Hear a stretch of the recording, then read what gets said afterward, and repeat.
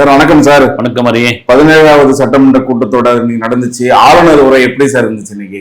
உண்மையிலே 17வது சட்டமன்ற கூட்டத்தொடர், அதுவும் தாவேகா ஆட்சிக்கு புதிதாக வந்து இந்த சட்டமன்ற கூட்டத்தொடர் ஆளுநர் உரையுடன் தொடங்குற சட்டமன்ற கூட்டத்தொடர். குறிப்பாக இதில் இன்னைக்கு ஆளுநர் உரையோடு முடிஞ்சுன்னா நாளில இருந்து முதல்வர் பேசுறது, சட்டமன்ற உறுப்பினர்கள் பேசுறது, அமைச்சர்கள் பேசுறதுலாம் நடக்கும். வந்து ஆளுநர் உரை எப்படி இருக்கும்? பொதுவா ஆளுநருக்கும் ஆளுங்கட்சிக்கும் ஒரு எதிர்புதிரமான ஒரு விஷயமா இருக்கும் பெரும்பாலும். வந்து ஏன்னா கடந்த ஆட்சி காலத்தில் திமுக ஆட்சி செய்த போது ஆளுநர் RN ரவிக்கும் அப்பொழுதைய முதல்வர் ஸ்டாலின் அவர்களுக்கும் ஒரு பெரும் போரே நடந்தது. சட்டசபையில வந்து பேசிக்கிட்டே இருப்பாரு முதல்வர், அன்றைய முதல்வர் ஒரு RN ரவி பாத்தீங்கன்னா இறங்கி போயிட்டே இருப்பார். வந்து அது ஒரு பெரிய இதுவா இருந்தது. அப்புறமா ஆட்டுக்கு தாடி, மாநிலத்துக்கு ஏன் வந்து ஆளுநர், இந்த மாதிரியான கேள்விகள்லாம் இருந்துட்டு தான் இருக்குது.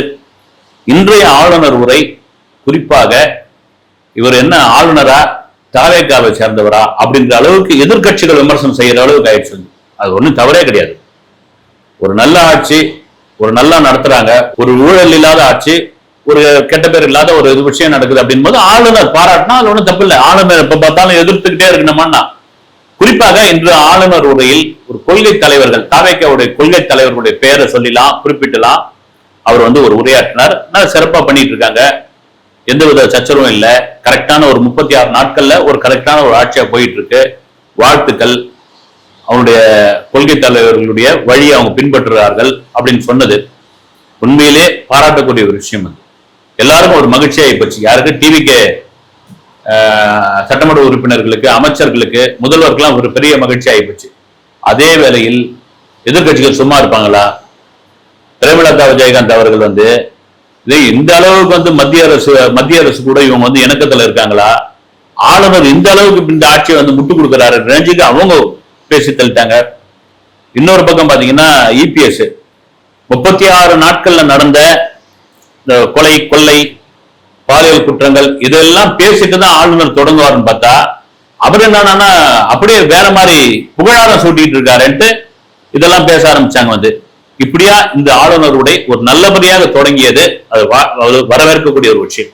சார் இன்னொரு பக்கம் பார்த்தீங்கன்னாக்கா உதயநிதி ஸ்டாலின் திமுக எம்எல்ஏக்கள் பார்த்தீங்கன்னாக்கா திரையில நாயகன் தரையில வில்லன், கதறல் சத்தம் கேட்குதா, ரீல்ஸ் இங்கே, ரியல் எங்கே, தூய சக்தி, இது மாதிரி பலகையெல்லாம் வச்சு ஒரு போராட்டம் பண்ணாங்க. இதெல்லாம் எப்படி சார் பாக்குறீங்க?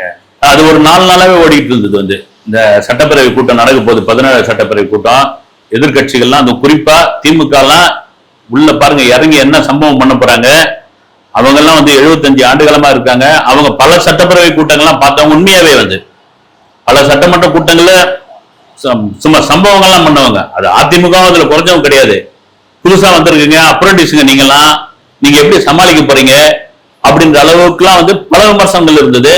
திடீர்னு உள்ள வந்த உடனே அந்த பதாகைகள், அதை தாண்டி வந்து அந்த பேட்ச், ஒவ்வொருத்தரும் வந்து வாயை திறந்து பேசுங்க CM சார் அப்படின்னு ஒவ்வொரு பேட்சா நீங்க சொல்ற மாதிரி ரீல்ஸ் இங்க, ரியல்ஸ் எங்க, கதறல் சத்தம் கேக்குதா, இப்படியா வந்து இந்த பஞ்ச் டைலாக்னுவாங்க. அத CM விஜய் நடிகராக இருக்கும்போது பல படங்கள்ல இந்த மாதிரி பஞ்ச் டைலாக் பேசியிருக்காரு. வந்து அதனால ஒண்ணும் புதுசா இல்லை. அந்த பஞ்ச் டைலாக் கூட அந்த இதெல்லாம் தொடங்கினாங்க. அவங்க தொடங்கின பிறகு உண்மையிலே கதறல் சத்தம் அவங்க பக்கம் தான் கேட்டதுன்னு சோசியல் மீடியா பூரா வந்து போட்டுட்டு இருந்தாங்க. இதுதான் உங்க எதிர்ப்பா அப்படின்ற அளவுக்கு இருந்தது. சரி, ஆளுநர் என்னதான் பண்ணுவாரு அப்படின்னு அவங்க எதிர்பார்த்திருந்தாங்க. ஆளுநர் உரையும் வந்து ஏமாற்றமாகி போச்சு, அவங்க பக்கமே சாயிற மாதிரி. மிக முக்கியமான ஒரு விஷயம் எல்லாரும் எதிர்பார்த்தது என்னன்னா, இன்னைக்கு கூட்டத்தொடர்ல தமிழ்தாய் வாழ்த்து பாடுவாங்களா, தமிழ்தாய் வாழ்த்து போடுவாங்களா அப்படின்ற மாதிரி இருந்தது. ஏன்னா அந்த நேரு ஸ்டேடியத்தில் பதவியேற்பு விழாவில் தொடங்கி அதன் பிறகு சட்டசபை கூடினதுல இருந்து பாத்தீங்கன்னா தமிழ்தாய் வாழ்த்துன்னு ஒண்ணு மறந்தே போயிட்டான். தேசிய கீதத்தை தான் போட்டுட்டு இருக்காங்க. அப்ப தமிழோட உணர்வு என்ன இருக்குது? நீங்க எல்லாம் தமிழ்தாய் வாழ்த்து போடணும்னு முதல்ல போடணும்னு சொல்ல மாட்டீங்களா? நீங்க கேட்க மாட்டீங்களா? நீங்களாம் தமிழர் தானா அப்படின்ற மாதிரியான எதிர்ப்பு குரல் எல்லாம் இருந்தது. வந்து நீங்க பிரதமர் மோடியை கூட போய் சந்திச்சீங்க, தமிழ்தாய் வாழ்த்து தான் நாங்க முதல்ல பாடணும் அப்படின்ற கோரிக்கையை முன் வச்சீங்களா? யாரு? CM விஜய் இப்படி எல்லாம் கேட்டிருந்தாங்க. இன்னைக்கு தமிழ்தாய் வாழ்த்து பாடி உடனே வந்து தேசிய கீதம் பண்ணாங்க. அதை பொறுத்துக்க முடியல. வந்து தமிழ்தாய் வாழ்த்து பாடிட்டு ஆரம்பத்துல அந்த கூட்டத்தொடர் முடியும் போது தானுங்க தேசிய கீதம் பாடணும். உடனே எப்படிங்க பாடலாம் அப்படின் பொழுது ஏதாவது ஒரு விமர்சனம் பண்ணி ஆகணும். ஏதாவது ஒரு விஷயத்த வந்து அவங்க வந்து நம்ம டார்கெட் பண்ணி பேசணும்ன்ற அளவுக்கு தான் இப்ப இருந்திருக்குது. அதை தாண்டி அதெல்லாம் ஒன்னும் இல்லை, கரெக்டா தான் நடந்திருக்கின்ற அளவுக்கு ஆயிப்போச்சு. கவர்னர் உரையில வந்து இந்த சிஎம் விஜய் அவர்கள் சொன்ன வாக்குறுதிகள்லாம் குறித்து பேசுவார்னு பார்த்தா எதுவுமே பேசல அப்படின்னு எதிர்கட்சிகள் வந்து சராமரியான கேள்விகள்லாம் வச்சிருக்காங்க. இது எப்படி சார் பாருங்க, வருங்காலங்கள்ல பேசுவாங்களா இல்ல எப்படி சார் இது? இல்ல அவர் நல்ல இதுவா தான் இருக்கு. 36 நாட்கள்ல நல்லதான் பண்ணியிருக்காரு. வந்து அவர் ஒவ்வொரு விஷயமா வந்து ஒவ்வொரு இதுவா வந்து இப்பதான் ஒவ்வொன்றா செயல்பட ஆரம்பிச்சிருக்காங்க. ரெண்டாவது பாத்தீங்கன்னா பொதுவா மத்திய அரசு வந்து மும்மொழி கொள்கையை தான் வந்து தீவிரமா இது பண்ணிட்டு இருக்கு.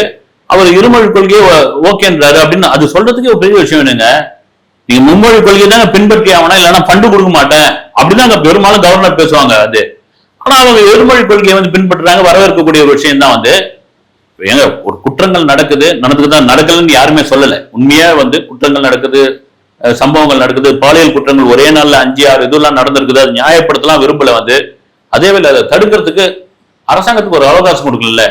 கடந்த 5 ஆண்டு, அதற்கு முன்னாடி 5 ஆண்டுகள் இதெல்லாம் லிஸ்ட் அவுட் பண்ணி பாருங்க அது எவ்வளவு இருக்குன்னு. இது ஆளுநருக்கும் தெரிஞ்சிருக்கும். ஆனால் இந்த ஆளுநருடைய வந்து இவங்க என்ன நினைச்சாங்கன்னா ஒரு ஆளுங்கட்சிக்கு எதிரான உரையாக அது இருக்க வேண்டும் அப்படின்னு நினைச்சாங்க. அது அப்படிலாம் கிடையாதுங்க. வந்து நல்ல விதமா இருந்தா நல்ல விதமா பேசிட்டு போலாம், அதுல தப்பே கிடையாது. இணக்கமான ஒரு சூழ்நிலை தானே. நீங்க இன்னும் எப்ப பார்த்தாலும் எதிரும் புதிரமா இருக்குன்னா இப்ப என்ன பண்ணிட்டாங்க, ஆளுநர் உரையை கட்டி இதெல்லாம் கேட்கலன்னு உடனே தாவேகா வந்து ஒரு பிஜேபியோட பி டீம். எப்ப எத்தனை வாட்டி பாது பிஜேபி எல்லாரையும் பிஜேபியோட பி டீம்னா பிஜேபிக்கு எத்தனை தான் பி டீம் இருக்குது வந்து அப்படின்ற ஒரு விமர்சனத்தை முன்வைக்க ஆரம்பிச்சிட்டாங்க. அது விமர்சனம் பண்ணிட்டு தான் இருப்பாங்க. நாளை நடக்க போகிற இந்த சட்டமன்ற கூட்டத்தொடர் தான் உண்மையிலே விறுவிறுப்பாகவும் எதிர்பார்ப்பாகவும் இருக்க போகிறது. அதுக்கு இன்னொரு காரணம் என்னன்னா லைவ்ல போகுது. இன்னைக்கு வந்து எல்லாரும் பார்க்க ஆரம்பிச்சிட்டாங்க. வந்து அந்த லைவ்ல நடக்கிற அந்த விஷயங்கள் எப்படியாப்பட்டதாக இருக்கும்னு நாளைக்கு தெரியும். ஸோ ஆளுநர் அருளேக்கர் மீது வந்து இன்னொரு குற்றச்சாட்டும் வந்து வைக்கிறாங்க. என்னன்னு பாத்தீங்கன்னாக்கா கேரளாவில் காங்கிரஸ் ஆட்சி செய்து அதுக்கு எதிராக வந்து ஒரு விதமா செயல்படுறாரு, ஆனா இங்க வந்து பாத்தீங்கன்னாக்கா ஒரு விதமா செயல்படுறாரு அப்படின்ற மாதிரி ஒரு குற்றச்சாட்டு வைக்க போட்டாங்க. இது எப்படி சார் பாக்குறீங்க? நீங்க எது செஞ்சாலும் அது வந்து மாமியார் உடைச்சா அது வந்து மண்பாண்டம், இவ உடைச்சா வந்து இதுன்னு சொல்ற மாதிரி கேரளாவுக்கும் இங்கேயும் ஆளுநரா இருக்காரு. வந்து அங்கேயும் காங்கிரஸ் ஆட்சி நடக்குது. அப்படி என்ன அங்க காங்கிரஸுக்கு எதிராக அவர் பேசிட்டாரு, காங்கிரஸுக்கு எதிராக என்ன இது பண்ணிட்டாருன்னு தெரியல. வந்து ஆளுநர் இவங்க எதிர்பார்த்தது என்னன்னா ஆளுநர் உரை வந்து இப்ப ஒருவேளை கேரளாவில் அவர் எதிராக பேசியிருக்காரு, இல்ல கேரளாவில் வந்து அப்படி ஒரு வந்து ஒரு உரையாற்றி இருக்காரு அப்படின்னா இங்க அது மாதிரி எதிர்பார்த்துட்டு இருக்கிறாங்க. வந்து இங்க வந்து உண்மையிலே காங்கிரஸ் வந்து சப்போர்ட் பண்ணி இருக்குது. யாரும் தாவே கவர்மெண்ட்ல சப்போர்ட் பண்ணி இருக்குது, அமைச்சரவையில் இருக்குது. அதுக்காக முழுசா இது வந்து கவர்மெண்ட் காங்கிரஸ் கவர்மெண்ட் கிடையாது. ஆளுநர் வந்து நியூட்ரலா தான் இருந்திருக்காரு. வந்து நீங்க ஏன் ஆளுநர் வந்து அவர் வந்து ஏன் பிஜேபியோட ஆள் மாதிரியே நீங்க பாக்குறீங்க? வந்து ஆளுநர் வந்து எந்த மத்திய அரசு அப்போ ஆட்சியில் இருக்குதோ அவங்க தான் நியமிக்கிறவங்க தான் ஆளுநர். வந்து அந்த ஆட்சிக்கு உண்மையிலே அவங்க வந்து ஒரு விசுவாசமா இருப்பாங்க, ஆட்சியாளர் சொல்றதை கேட்பாங்க. அதை தாண்டி வந்து நியாயமான ஒரு விஷயம் இருக்குல்ல, அது ஆளுநருக்கு உண்டு. அப்படி பேசும்பொழுது நீங்க கேரளாவில் இப்படி பேசினாரு, இங்க ஏன் இப்படி பேசல, கேரளாவில் அப்படி நடந்துட்டாரு, இங்கே அப்படி நடந்துட்டு அப்படின்னா அப்படி நடந்துக்கணும்னு நீங்க எதிர்பார்க்கறீங்களா? அந்த எதிர்பார்க்கறது நடக்கல அப்படின்னு அந்த கேள்வியை இவங்க கேட்கறாங்கன்னு தான் எனக்கு தோணுது. சார் இன்னொன்னு பாத்தீங்கன்னாக்கா காலையில சட்டமன்ற கூட்டத்தொடர் கலந்துக்கிறதுக்காக நிறைய எம்எல்ஏக்கள்லாம் வந்து கலந்துட்டாங்க தாவேக்கல்ல இருந்து. அதுல குறிப்பா கவனம் எடுத்த ஒரு எம்எல்ஏ பாத்தீங்கன்னாக்கா சட்டமன்ற உறுப்பினர் பல்லவி. அவங்க வந்து பாத்தீங்கன்னா குழந்தைய தூக்கிட்டு வந்து சட்டமன்றத்துக்கு வந்ததை வந்து பெரும் கவனமா ஈர்த்ததை பார்த்திருப்பீங்க. இது எப்படி சார் பாக்குறீங்க? இல்ல அது சமீப காலமா ரொம்ப இதுவாகவே இருக்குது. வந்து இவங்க குழந்தைய வச்சு அனுதாபம் தர்றாங்க. அப்புறம் தேர்தலில் வந்து திருவிக்கா தொகுதியில நிற்கும் பொழுது வந்து நான் வந்து நிறைய மாத கர்ப்பிணியா இருக்கிறேன், எனக்கு ஒரு வாக்களிங்க அப்படின்னு வந்து அந்த அனுதாபத்தை பெண்கள் முன்னாடி இது பண்ணாங்க.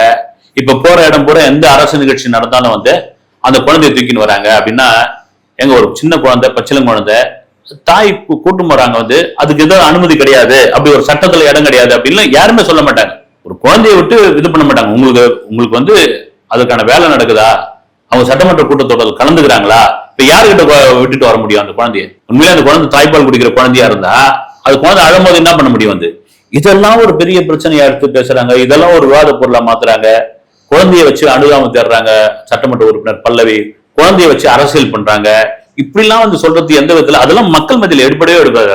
இதுதான் அவங்க பாராட்டுவாங்க. வந்து சரின்ட்டு அந்த குழந்தையினால அந்த சட்டமன்ற தொடர்பு ஏதாவது டிஸ்டர்பன்ஸ் இருக்குதா, இல்ல வேற ஏதாவது பிரச்சனை இருக்குதா, ஏதாவது ஒரு சாக்கு சொல்லணும், ஏதாவது ஒரு குற்றச்சாட்டு சொல்லணும், அதுதான் முன்னணியா வச்சு அதை பண்ணிட்டு இருக்காங்க. சட்டசபையில வந்து ஆளுநர் பேசும்போது எப்பவுமே வந்து எதிர்கட்சிகளுடைய குரல் வந்து ஓங்கி உழைக்கிறத நம்ம வந்து முன்னாடி இருந்த அரசியல் ஆட்சியெல்லாம் பார்த்துருப்போம். ஆனா இப்போ வந்து நம்ம ஆளுநர் பார்த்தீங்கன்னாக்கா 36-38 நிமிஷம் பேசியிருக்காரு, கப்பு சிப்புன்னு அமைதியா போயிருக்கேன் சார். இது எப்படி சார் அது இல்ல பெரும்பாலும் எப்படின்னா ஆளுநர் உரையை வந்து எதிர்க்கட்சிகளை விமர்சனம் செய்யற மாதிரி எதிர்க்கட்சி தலைவர்களை ஏதாவது ஒரு வகையில மறைமுகமா நேரடியாக அவங்க வந்து திட்ட வேண்டிய அவசியம் கிடையாது. ஏதாவது அதுல ஒரு சூசகமா ஒரு வார்த்தை வரும், ஒரு சூசகமா ஒரு விஷயங்கள் வரும் அப்படின் போது எதிர்க்கட்சியில இருந்து கொந்தளிப்பாங்க. ஏன் ஆளுங்கட்சியே அவங்க சம்பந்தமா அவங்களுக்கு எதிரான ஒரு கருத்துக்கள் வந்து கடந்த காலம் நடந்திருக்குது அப்படின் போது பெஞ்சை தட்டுவாங்க, எதிர்குரல் கொடுப்பாங்க. ஆனால் இன்னைக்கு ஆளுநர் வந்து ரொம்ப நீட்டா ஒரு உரையை அதான் நான் சொல்றேன், நியூட்ரலான ஒரு உரையை நிகழ்த்தி போயிருக்காரு வந்து. அதுக்கு வெளியே வந்து விமர்சனம் பண்றாங்க, வெளியே இருக்கிற மீடியா முன்னாடி வந்து பேசுறாங்க வந்து ஆளுநர் வந்து பிஜேபியை சேர்ந்தவர், பிஜேபியோட பி டீம் வந்து தாவேகாவுக்கு ஆதரவா பேசுறாருன்னு. மற்றபடி அவர் ஒரு நியூட்ரலா பேசியிருக்காரு, அதனால தான் அமைதியா இருந்திருக்காங்க வந்து. சார் இன்னொன்னு பாத்தீங்கன்னாக்கா திமுக ஆட்சியில வந்து பள்ளிக்கரண சதுப்பு நிலத்துல பாத்தீங்கன்னாக்கா பிரிகேட் ரியல் எஸ்டேட் நிறுவனத்துக்கு வந்து 2000 கோடி மதிப்புள்ளான சொத்துக்களை வந்து அவங்க அப்ரூவல் பண்ணியிருக்காங்க. அதுக்கு வந்து இப்போ வந்து தாவேக அரசு வந்து தடை விதிச்சிருக்காங்க. இது எப்படி சார் பாக்குறீங்க? இல்ல உண்மையிலே வரவேற்கத்தக்க ஒரு விஷயம் ஹரி. காரணம் என்னன்னா, ஒரு பெரும்பாலும் சதுப்பு நிலங்கள் தான் ஒரு சுத்தி இருக்கிற நிலப்பகுதியை காப்பாற்றக்கூடிய ஒரு விஷயம். ஒரு பகுதியுடைய நுரையீரல் கூட சொல்லலாம். வந்து இப்ப சென்னைக்கான நுரையீரல் அப்படின்னா நீங்க சொல்ற மாதிரி பள்ளிக்கரணை, வேளச்சேரியில இருக்க சதுப்பு நிலம் இல்ல, பெரும்பாக்கம். இதுக்கு காரணம் என்னன்னா, இன்னைக்கு சென்னையில மக்கள் தொகை அதிகமாகிட்டே போகுது. சென்னை ஒரு சின்ன இடம், வந்து குறுகலான இடம், தீப்பெட்டி வச்ச மாதிரி அடிக்கணும் வீடு பார்த்து மக்கள், ஏன்னா பெருநகரத்துக்கு தான் எல்லாரும் நோக்கி வருவாங்க. இன்னைக்கு பாம்பே அப்படி ஆகி போச்சு வந்து, நவி மும்பை அப்படிலாம் பிரிச்சு வச்சா கூட ஜனத்தொகையை கட்டுப்படுத்த முடியல. நீங்க பாத்தீங்கன்னா புறநகர் பகுதிக்கு அவ்வளவு பேர் போங்கன்னு சொன்னாலும் நகரத்துக்குள்ள அவ்வளவு பேர் இருக்காங்க. மக்களே நகரத்துக்குள்ள இருக்க முடியல. இப்ப புறநகர் பெரிய செலிபிரிட்டி எல்லாம் பாத்தீங்கன்னா OMR ECR ரோடுக்கு போயிட்டாங்க. அவங்க ஒரு காலத்துல இங்க சென்னை சிட்டிக்குள்ள இருந்தவங்க தான் அவங்க. கோடம்பாக்கம், நுங்கம்பாக்கம், வடபழனி, சாலிகிராம பகுதியில் இருந்தவங்க இப்படி போயிட்டாங்க. அதே வேளையில் இந்த சதுப்பு நிலங்களை காப்பாற்ற வேண்டும் அப்படின்ற ஒரு விஷயம் என்னன்னா, இந்த மாதிரியான பெருநகரத்தில் நிலத்தடி நீர் வந்து அதிபாதாளத்துக்கு போயிடும். நிலத்தடி நீரே இல்லைன்ற அளவுக்கு ஆயிடும். அதை காப்பாற்றக்கூடியது சதுப்பு நிலங்கள் தான். ஆனால் தான் அந்த சதுப்பு நிலங்களை ஒண்ணும் பண்ணாதீங்கப்பா, அங்க வீடு கட்டாதீங்க, இருக்கிற இடம் பூரா கட்டிடுறீங்க நீங்க அப்படின்னு. கடந்த 2015 மழை வெள்ளம் வந்து சென்னையை புரட்டி போட்டது இல்ல. அப்ப கூட வல்லுநர்கள் என்ன சொன்னாங்க அப்படின்னா, இந்த சதுப்பு நிலங்களை விட்டு வைங்க, இந்த மழை வெள்ளம் மாதிரி இயற்கை பேரழிவுலாம் அதுதான் தடுக்கும் அப்படின்னு. அப்படி பெரும்பாக்கத்திலே பள்ளிக்கரணையிலயோ நீங்க சொல்ற மாதிரி ஒரு 2000 கோடி அளவுக்கு வந்து ஒரு ப்ராஜெக்ட் ஒன்று போட்டிருக்காங்க, ஒரு ஹவுசிங் ப்ராஜெக்ட். அதை வந்து CM விஜய் அவர்கள் தடுத்து நிறுத்தி இருக்கிறார். வரவேற்கக்கூடிய ஒரு விஷயம். போன கவர்மெண்ட்ல கொடுத்த அப்ரூவ்டு வந்து தயவுசெய்து இயற்கையும் கனிம வளங்களை, இப்ப கனிம வள திருட்டெல்லாம் வந்து தடுத்துட்டு இருக்காங்க. இதை தொடரன்ற நான் வந்து வண்டியா கேரளாவுக்கு போயிட்டு இருந்தது வந்து இங்க இருந்து அதெல்லாம் நிறுத்தி இருக்கிறாங்க. இது எல்லாம் ஏன்னா இன்னைக்கு நீங்க வந்து சம்பாதிக்கிறதுக்காக, இன்னைக்கு இது பண்றதுக்காக இது பண்ணிடலாம். எதிர்காலம் என்ன ஆகும் பாருங்க. வந்து நீங்க ஒரே ஒரு உதாரணம் மட்டும் சொல்றேன். நான் கூட பத்திரிகையில படிச்சது தான் வந்து ஒரு எழுத்தாளர் ஞானி அவர்கள் எழுதுனது. நம்ம டி நகர்ல துரைசாமி சபைன்னு ஒன்று இருக்கு. அது 1978லயோ 9லயோ கட்டியிருக்காங்க. அப்ப என்னன்னா இந்த 78, 79 அசோக் நகருக்கு பிறகு வந்து மக்கள் தொகை இல்ல. அசோக் நகருக்கு பிறகு வெறும் காடா இருந்திருக்குது. அப்ப அந்த சுரங்க பாதையை அப்ப இருக்கிற மக்கள் சுத்தி இந்த ரங்கராஜபுரம், கோடம்பாக்கம், அந்த பக்கம் வெஸ்ட் மாம்பலம், சைதாப்பேட்டை இந்த பகுதியில இருந்து வரவங்க தான் பயன்படுத்தி இருக்காங்க. அசோக் பில்லர் வரைக்கும் வந்து குடியிருப்பு இருந்திருக்குது. இன்னைக்கு காஞ்சிபுரத்துல இருந்து வரவங்க கூட அந்த துரைசாமி சபை வழியா தான் போயாகணும். அப்ப என்ன ஆயிடுச்சு, மக்கள் தொகை பெருகி போச்சுன்னா, அப்பவே இப்படி ஒரு மக்கள் தொகை பெருகும், இப்படி நகரம் விரிவாகும் நினைச்சிருந்தா அதை இன்னும் பெருசா கட்டியிருக்கலாம் அப்படின்ற ஒரு விஷயம். அதை தான் இப்ப என்ன சொல்றாங்க, இந்த இருக்கிற சதுப்பு நிலத்தெல்லாம் காப்பாத்துங்க, எதிர்கால சந்ததிகளுக்கு ரொம்ப முக்கியமான ஒரு விஷயம் அப்படின்னு. அப்படி ஒரு விஷயத்தை CM விஜய் அவர்கள் கொண்டு வந்திருக்கிறார். கனிம வளங்களை காப்பாற்ற வேண்டும் என்பது பொதுமக்களுடைய ஒரு வேண்டுகோள். அதை நிறைவேற்றுவார்கள் என்று நான் நினைக்கிறேன். கருத்துல ரொம்ப நன்றி சார். வணக்கம்.